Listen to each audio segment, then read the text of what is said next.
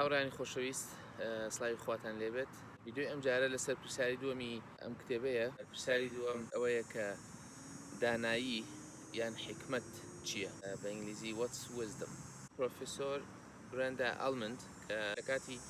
نووسینی ئەم بابەتە پرۆفسۆری خانەنشین بووە لە زانکۆی هەڵ لە بریتانیا سەرەتا پرسیاری ئەوە دەکات کە ئاخۆ جیاوازی لە نێوان زیرەکی و دانایی چییە؟ ئەم جۆرە پرسیارکردنە بۆ پەروەردە گرنگە لە پرۆسی پەروەردەییدا هەمیشە پرسیارکردن لەوەی کە کاری سەرەکی پرۆسی پەروەردەیی پێشخستنی داناییە گەشەدانە بە دانایی و حکمت لای مرۆڤەکان لای منداڵان و هەرزەکار و کۆمەڵگە یان گەشەدانە بە زیرەکی بەوەی کە کەسێک زیرەک بێ زانیاری زیاتری داوێت پەیوەستبوونی پرۆسی پەروەردە بە پێشخستنی دانایی یا گەشەدان بە زیرەکیەوە ئاداخۆ ئەمە پەیوەندی بە ئاستی خوێندن و تەمەنی خوێندکارەوە هەیە ئەمانە پرسیارن هەڵبەت ئەو یان یەکسەر وەڵامی ناداتەوە بەڵام پێی گرنگەکە لە پرۆسی پەروەردەیی ئەم پرسیارکردنە گرنگە بە تایبەتی بەوەی کە ئێمە کاتێک کە قسە و باس لەبارەی زیرەکی و دانایی ئەەکەین و جیاوازیەکەیان و پەیوەندیەکەیان ئەمانە هەمووی بۆ ناسین و پێشخستنی پرۆسی پەروەردەیی گرنگە حەزەکەم لەسەر باسی وکەم کە مەبەست لە زیرەکی چیە بە کورتی ینی ئەمە بۆ چوون و تێبینی خۆمە مەبەستەکە لە زیرەکی لێرە cleverness بە ئینگلیزی cleverness کەسێکە ئەڵێن فڵانکەس زیرەکە بەوەی کە با بڵێن شتی لە زۆر لەبەرە با بڵێن دێڕە شعرەکانی ئەم 100 دێڕە شعری فڵان کەسی لەبەرە ئەمە کەسێکی زیرەکەیان بە پەلە ئەتوانێت شت حساب بکات یان بۆ نمونە چوست و چالاکە لە کردنی کارێکدا ئەم کەسە زیرەکەیان وەکوتم شتی باش لەبەرە مێشکی ئیشەکە بۆ مانایی کە زانیاری زووتر یەتەوە بەردەستی زیاتر لێرە مەبەستی لە زیرەکیەکە ئەوەیە کە بەرامبەر دانایی دەبێت جیاوازی چی بێت مانای وایە کە دانایی جیاوازە لەوەی کە تۆ بۆ نمونە لەبەرکردن زیرەک بی یا لە کردنی کارێکدا زیرەک بی خێرابیت بەتوانابی لە شتێکی دیاری کراو دانایی هەڵبەت شتێکی تر کە ئێستا دێنە سەری لە باسی ئەمەی کە ئێمە پێویستە پرسیار لەوە بکەین کە ئایا کاری سەرەکی پەروەردە چییە داخۆ پێشخستنی دانایی و گەشەدانە بە دانایی یا پێشخستنی زیرەکیە و واکردنە لەوەی کە منداڵان و خەڵک یا خوێندکار لە هەر ئاستێکی خوێندنا بێ زیرەکتر بێ زانیاری و معلوماتی زیاتر لابێت دانایی بۆ بڕیاردانی عاقلانە و مانادار گرنگە نەک تەنها لە ژیانی سیاسی و لە بڕیاردان لەبارەی بابەتە ئابوووریەکانەوە بەڵکو لە ژیانی تاکە کەسی ژیانی ڕۆژانەی کەسەکان گرنگە بۆی کە تۆ بە شێوەیەکی عاقلانە بە شێوەیەکی مانادار بڕیار لە وردەکاری ژیانی ڕۆژانت بدەی وەک چۆن لە بڕاردانی عاقلانە و مانادار لە بواری سیاست و لە بواری ئابووری و لە بوارە کۆمەڵایەتیە گشتیەکان گرنگە دانایی پەیوەستە بە قبولکردنی ئەو چوارچێوە عاقلانە و عەقلانیانەی کە گرنگن بۆ ڕاگررتنی هاوسەنگی لە بڕیارەکانی مرۆڤدا ینی کەسی دانا کەسێکە کە ڕازیە بە ئەو چوارچێوانەی کە عەقڵ بۆی دائنێت وەکو بڵێ شێت و شویر نابێت کەسێکی هەرەش نابێت کەسێکە کە تەسلیمی بازنە عەقلانیەکان و بازنەکانی عەقڵ بووە بڕیار لە خۆیەوە شێتانە بڕیار نادە شێتانە ڕەفتار ناکە بەبێ بیرکردنەوە خۆی هەڵناداتە ناو حاڵەت و بابەتەکانی ڕۆژانی خۆیەوە یا مامەڵی لەگە خەڵکدا لە خۆڕان نییە با بڵێن بۆیە وەکو بڵێ تەسلیمی ئەو چوارچێوانە دەبێت کە عەقڵ بۆی دائنێت بۆی کە ئەمە باش ئەوە خراپێ ئەمە نەکات ئەوە بکاتیان دەرەنجامی ئەم کارەی فڵان شت دەبێت بەڵام دەرەنجامی ئەگەر کارەکە بە شێوەیەکی دیکە بکات شتێکی تر دەبێت ئەوانەی کە عەقڵ بە کەسەکە یا بەو کەسانەی دەدا دانایی ئەوەیە کە تەسلیمی ئەو بازنانە ببێت ئەوەی کە گرنگە ئەوەیە کە مەرج نییە یان ناکرێت دانایی تەنها ئەو مانایی هەبێت کە تەسلیم بوونە بە بازنە و چوارچێوەکانی کە عەقڵدایەنێ بەڵکو دانایی چەمکێکی زۆر لەوە فراوانتریشە کە هەست و سۆز و بڕیاری هۆشیارانەش ئەگرێت ینی هەست و سۆزی هۆشیارانە و بڕیاری هۆشیارانە و عەقلانەش ئەگرێتەوە ینی نەک تەنها هەڵگرتنەوەی هەنگاوە عەقڵانیەکان بەڵکو هەست و سۆز و بڕیاری عاقلانەش کە هەڵبەت جیاوازی لە نێوان عەقلانی و عاقلانە لێرە هەیە کە من ناچمە ناوی بەڵام گرنگە ئەو خاڵە لە بەرچاو بگیرێت. زۆر جار باسی ئەوە دەکرێت کە دانایی پێوەستە بە تەمەنەوە، دانایی و حکمت لەگەڵ تەمەندا دروستە بێت. یانی زۆر جار دەوتێت خوێندنگە ناتوانێت خەڵک فێری دانایی بکات، یان ئەرکی ئەوە نییە و گوتمان لە سەرەتاوە ئەو پرسیارە دەبێ بکەین ئاخۆ ئەرکی خوێندنگە و پرۆسەی ڕسمی پەروەردەیی پێشخستن زیرەکی یا دانایی. هە زۆر کەسێ باوەڕی وایە کە زانکۆکاری یا قوتابخانە کاری پێشخستنی دانایی نییە و زیاتر خەمی گەشەدانە بە زانیاری و زیرەکردنی منداڵانەوە، زیرەکردنی ئەندامانی کۆمەڵگەوە، زیرەکردنی خوێنکارەوە بەگشتی لە هەر ئاستێکا. هەندێک پێی وایە کە دانایی پێوەستە بە تەمەنەوە، لەگەڵ هەڵکشانی تەمەن و لەگەڵ گەوروبوونا خۆی دێت، شتێکی خۆڕسکە کەچی زۆر جار ئێمە دەبینین ئاستی دانایی لە منداڵاندا زۆر بەرزترە لە ئاستی زۆرێک لە گەورە ساڵانیا، ئەوانەی کە تەمەنێکی بەرزتریان هەیە، تەمەنێکی زیاتریان هەیە، بە تایبەتی لەوەی کە لە منداڵانە وەکو بڵێ هەست بە کۆمەڵە کێشمەکێشی ئابووری و سیاسی ناکرێت یان یا کۆشمەکێشی کۆمەڵایەتی ناکرێت، بەڵام لە گەورەکانە زۆر جار هەیە مرۆڤەکان بۆ پێشکەوتن، بۆ چوونە پێشەوە، بۆ ململانەی لەگەڵ کەسەکانی چواردەوریان، لەگەڵ ئەندامانی تری ئەو کۆمەڵگەی کە ئەوان تێدانیا ئەندامانی ئەو نەتەوەیە، ئەو شارە، ئەو کۆمەڵگەیە بەگشتی لە خەمی دەستکەوتنی پلۆپایانە، خەمی چوونە پێشیانە، خەمی ملشکاندنی ئەوانی تریانە. بۆیان گرنگە کە لە ئەو کۆمپانیای کاری لێ دەکەن، ئەو دەستگای کاری لێ دەکەن، ئەو فەرمانگای کاری دەکەن بکەونە پێش لە پرۆسی ئەم ململانەیەدا سیرەکەی هەنا بۆ دانایی نابن، بەڵکو خەمی شتی تریانە، ملانەی سیاسی ئەبێتە ڕێگر لە پێشکەوتنی داناییان، بەڵام ئەمە لە منداڵانە نابینرێت. بۆیە زۆر جار دانایی لە مناڵاندا بە شێوەیەکی خۆڕسک دەبینی کە هەیە، بەڵام کە دێتە لای گەورەکان سیرەکەی هەندێک ڕەفتار و قسە و باس دەکەن کە ینی سیرەکە هیچ بنەمایەکی دانایی تێدا نیە، یان یۆکوڵی هۆشیاری و دانایی بەکار نەهاتووە لە بڕیارداندا. بۆیە کە دێتە سەر پرۆسی پەروەردە، مامۆستای باش ئەوەیە کاتێک کە مامەڵە لەگەڵ منداڵاندا دەکات، ئەو دانایە خۆڕسکە، ئەو دانایی کە لە منداڵاندا هەیە گەشەی پێ بدات، وای لێ بکات فراوانتر بێ، مەوداکانی دانایی فراوانتر بێت، تەسلیمی واقعی سیاسی کۆمەڵایەتی نەبێت و دانایی خۆی بخاتە لاوە و خەمی کۆمەڵەشتی تری بێت کە کۆمەڵگە یان ئەو فەرمانگەیە یا ئەو واقعی کە دروست کراوە بۆ ئابووری، بۆ سیاست بەسەریدا بسەپێنێ و ئاستی دانایی لە لای کەم ببێتەوە. بۆی مامۆستای هۆشیار، مامۆستای باش ئەوەیە کە گەشە بە دانایی منداڵان بدات و لەگەڵ گەورەبوونی تەمەنا مەوداکانی داناییش فراوانتر بێ، لە باتی ئەوەی دانایی لە منداڵ ورد بکە، ورد و خاشی بکە، تەسکی بکاتەوە، چوارچەوەی وەدابنێ. مرۆڤ سەرچاوەی جیاوازی دانایی هەیە. ئێمە لە ئاینەکاندا بۆ نمونە لە مێژوودا سەرچاوەیەکی گرنگی دانایی بوون. ئاینە جۆراو جۆرەکان بنەمای فراوان، بنەمای مەزنیان داناوە بۆ دانایی مرۆڤەکان، نمونەیان داناوە بۆ ئەوانەی کە پەیڕەویان دەکەن. ینی هەندێک لەم ئاینانە کە مێژویان زۆر کۆنە لەگەڵ کۆنی مێژووەکەیان دەبینی بنەمای توند و تۆڵ و قوڵیان هەیە بۆ دانایی. ئەم ئاینانە یا ئەم بنەمایانە ئاراستەی گەیشتن بە دانایی بۆ پەیڕەوانیان دیاری ئەەکەن. نمونەی ژیانی کۆن، ژیانی سەردەمی خۆیان یا لە هەر سەردەمێکدا تۆمار ئەەکەن و ئەیگەێنن بە پەیڕەوانیان. ئەمانە ئەبنە بنەما بۆ دانایی. فەلسەفە جیهانیەکان، فەلسەفە گرنگەکانی لە مێژوودا هەن و هەبوون و دروست ئەبن، ئەمانە هەمویان بنەمای دانایی و بنەمای حکمەتیان پێشکەش بە مرۆڤ کردووە. فەلسەفە مانای خۆشەویستی داناییە، مانای خۆشەویستی بۆ حکمت و گەڕانە بە دوای سەرچاوەکانی حکمت و بوون بە حەکیم و بوون بە مرۆڤی دانایە بۆ ئەوەی مرۆڤ ژیانێکی پڕمانای هەبێت و بەرەو ژیانێکی پڕمانە هەنگاو بنێ. لە فەرهەنگی دیکەی جیهاندا هەموو فەرهەنگە جۆرا و جۆرەکان بنەمای داناییان هەیە. هەندێک لەم فەرهەنگانە زیاتر پەنا بۆ نمونونەکانی ڕابردوو دەبن. ئێمە با بڵێن لە کوردی پەندی پێشینانمان هەیە. پەندی پێشینان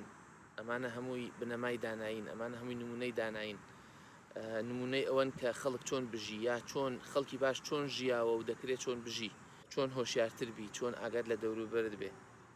ینی فەرهەنگە جیاوازەکان بە شێوەی جیاواز دەڕوان دانایی یا سەرچاوەی داناییان جودایە. هەندێک فەرهەنگ هەیە کە چاوی لا ڕابردووە بە دوای دەقە کۆنەکاندا وێڵە ئەگەڕێت و نمونەیان لێ هەڵنجێ نەمانێوانێت تەنها چاوی لە ڕابردووە، بەڵام وەکو بڵێ پشتی پێ ئەبەستێ. ئێمە نمونەمان وەکو گوتم پەندی پێشینانە کە کورد یا فەرهەنگی کوردی گرنگێکی زۆری پێدا وەکو سەرچاوی دانایی. بەڵام لە دنیای ڕۆژئاوا با بڵێن لە دنیای مۆدرنی ڕۆژئاوا زۆر جار جەخت لە ڕەخنە ئەکرێتەوە وەکو سەرچاوی دانایی، وەکو بڵێ گرنگی بە پێوەرەکان و بە بنەماکانی ڕەخنەگردن ئەدەن بەوەی کە ینی کەسی دانا ئەو کەسەیە کە کێشە لە دەقەکانە ئەدۆزێتەوە، کێشە لە قسەکانی خەڵکی تر ئەدۆزێتەوە بە دوای هەڵەی نووسەرانی پێش و سەردەمی خۆیدا ئەگەڕێت و وردە لە دۆزینەوەی کێشە مێژوویەکان، وردە لە دۆزینەوەی کێشەکانی فکر و نووسەرانی خەڵکی دیکە. بەمەش دانایی لە ئەنجامدانی کۆمەڵێک کار و بوونی هەڵوێستی دیاریکراودا کورد ئەکاتەوە. بیر و کاری ڕەخنەیی لە زانکۆکانی دنیای مۆدرنی ڕۆژئاوا لە زانکۆکان زۆر بەدی ئەکرێ و زانکۆکان زۆر بە دیاریکراوی گرنگی پێدەن. سەرچاوی سەرەکی دانایی بیر و کاری ڕەخنەییە، هەبوونی بیرکردنەوەی ڕەخنەگرانەیە، کاری ڕەخنەگرانەیە. بەڵام ئەوەی کە نووسەر بەلایەوە گرنگە کە لە زانکۆکانی ڕۆژئاوا هەبێت دیارەکە وەکو بڵێ سوکەگلەییەکە یان هۆشیارکردنەوەیەکە لەوەی کە دەبێت گرنگی پێ بدرێت لەگەڵ هەوڵدان بۆ ڕەخنەیی بوون و ڕەخنەگرتن و کاری ڕەخنەیی پێویستە خاکی بوونیش هەبێت، پێویستە خۆ بەززانین نەبێت، پێویستە ڕەخنە ئاگای لە کەم و کورتەکانی خۆی هەبێت. کەواتە دانایی هەرەوە نییە کە کەسێک ڕەخنەگر بێ یا کەسێک عەقڵ و بیری ڕەخنەی هەبێ، بەڵکو بیر و عەقڵی ڕەخنەیی پێویستە هۆشیاری کەم و کورتەکانی خۆشی ببێت و هەست بە خاکی بوون بکە بەرامبەر بە کۆی معریفە و زانیاری جیهانی. چونکە دەکرێت ینی کەسێک کە هەمیشە بەدوای هەڵی خەڵکدا بگەڕێ بیری بەلای هەڵی خۆیدا نەڕات، کە کەسی ڕەخنەگر هەمیشە ڕەخنە لە بەرهەم و کاری کەسانی تر و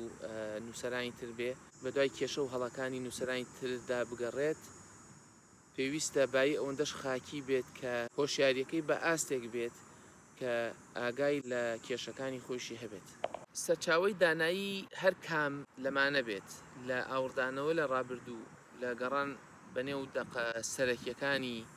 هەر فەرهەنگ و کولتورێک بێت یان بیر و کاری ڕەخنەیی بێت، گەڕان بێ بەدوای هەڵە و کەم و کوڕیەکانی معریفەی زەمانی کۆن و نوێ. هەر یەک لەمانە بە تەنها سەرچاوەیەکی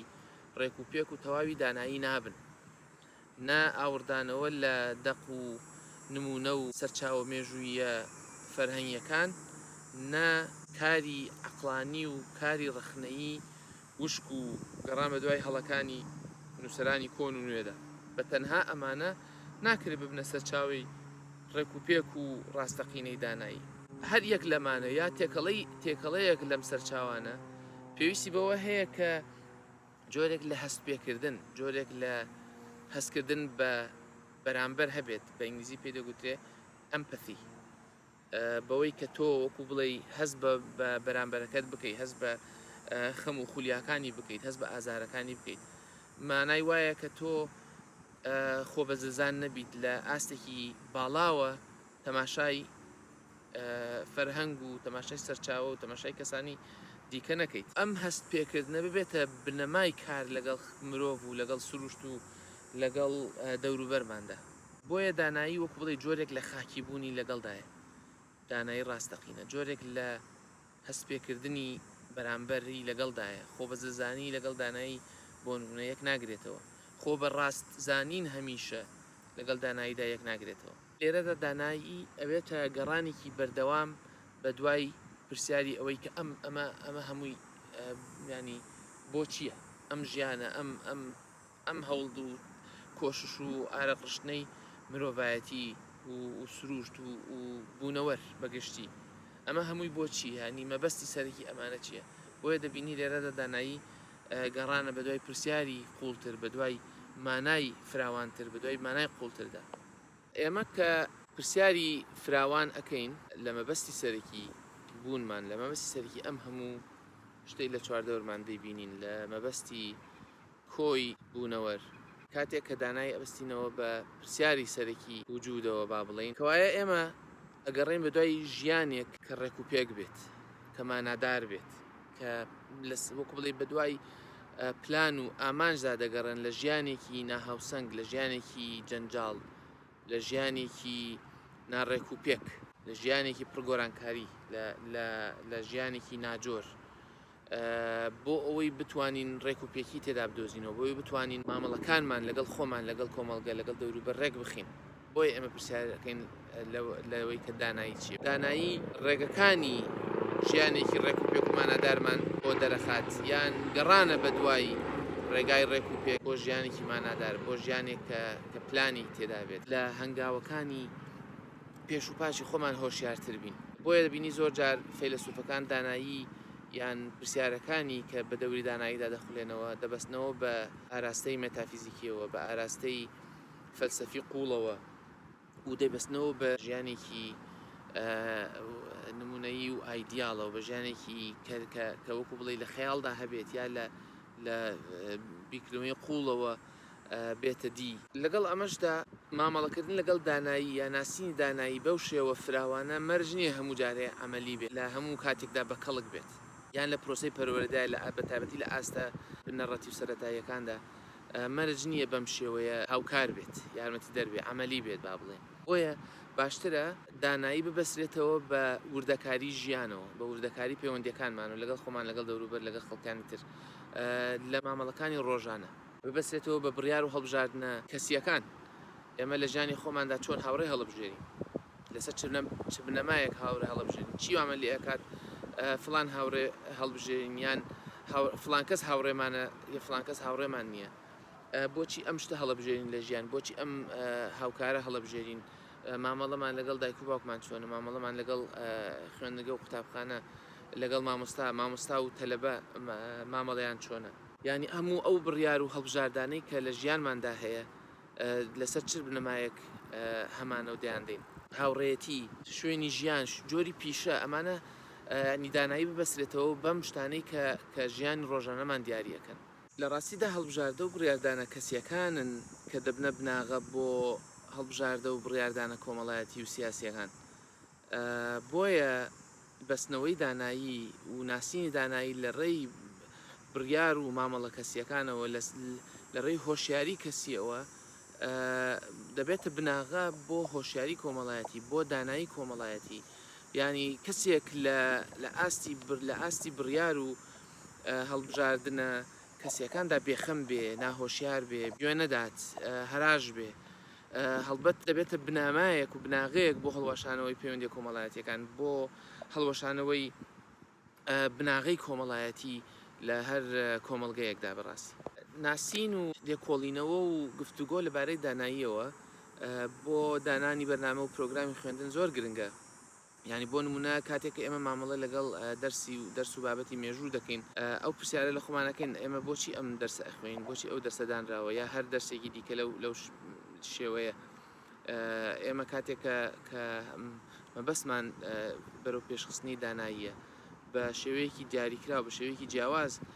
ئاور لە مێژوو ئەدەینەوە بۆ هەڵێنجانی بنەمای دانایی بۆ هەڵەنجانی نمونەی دانایی و ژیانێکی مانادار بۆ ئەوەی ئێمە ئاور لە ڕابردوو ئەدەینەوە بەڵام هۆشیارین بەرامبەر بە داهاتوو و بیر لە داهاتوو ئەەکەین و ینی مەبەستمان داهاتووە کاتێکە کە تەماشای مێژوو ئەەکەین تەنها ئێمە خەمان ئەوە نییە کە ساڵ و مانگ و ڕۆژەکان لە بەرکەین و بزانین چی ڕووی داوە کاتێکە مەبەستمان دانایی مەبەستمان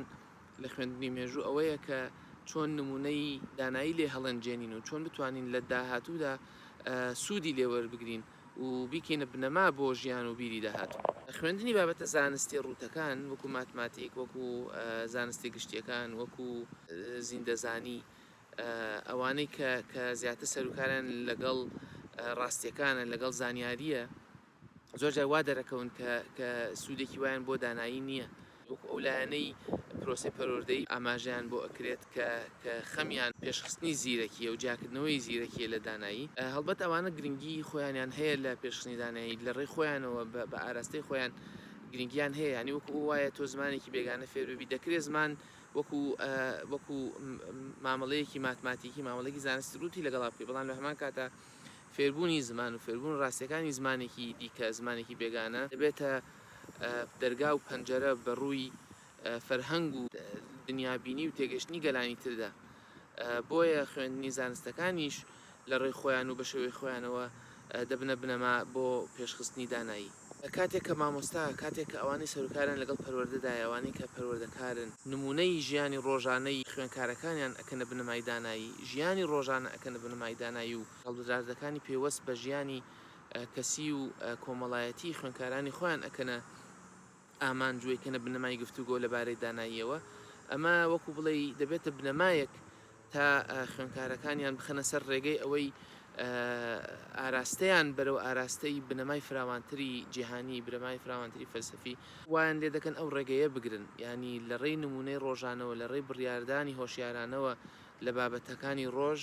لە بابەتەکانی ژیانی تاکە کەسیەوە، بنەمای بڕیاری بەزنتر، بنەمای بڕیاری فراوانتر لەبارەی چیەتی کۆی ژیانەوە، لەبارەی پەیوەندیە فراوانەکانی مرۆڤەکان لە کۆمەڵگەدا بەرەو ئاراستەیان دەبن. بۆیە مامۆستای هۆشیار ئەوەیە کە لە ڕێی ئاماژەکردن بە نمونونەکانی ڕۆژانەوە، لە ڕێی ئاماژەکردن بە بڕیارەکانەوە کە بە شێوەی هۆشیارانە بدرێن لە ڕژانی ڕۆژانی خوێنکارەکانیان، نمونونەکانی ڕۆژانە دەبنە بنەمای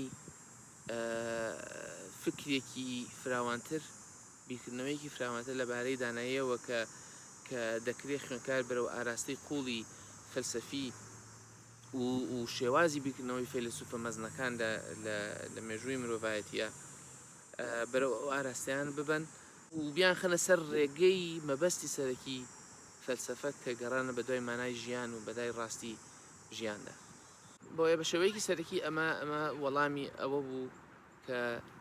دانایی چییە؟ هیوام وایە سوودێکی هەبوو بێت و هەڵبەت مەبەست لەم باسکردنە قسە و باسێکی کورتە کە ئەبێتە بناغە بۆ گفتوگۆی زیاتر و بۆ فراوانکردنی مەودای بیرکردنەوە لەبارەی داناییەوە. هیوام وایە سوودێکی هەبوو بێت و پرسیار و تێبینی دروست بکات. بیرتان نەچێ لایکی ڤیدیۆکە بکەن و سەبسکرایبی کەناڵەکە بکەن و لایکی پەیجەکەش بکەن هەتا ئەمە زیاتر بکوێتە بەردەستی خەڵک و ببێتە هەڵنانێکیش بۆ ئەوەی ڤیدیۆی لەم شێوەیە بەردەوام بێ. دەست خۆشتان لێکەم و کاتێکی خۆش، خۆحافیز.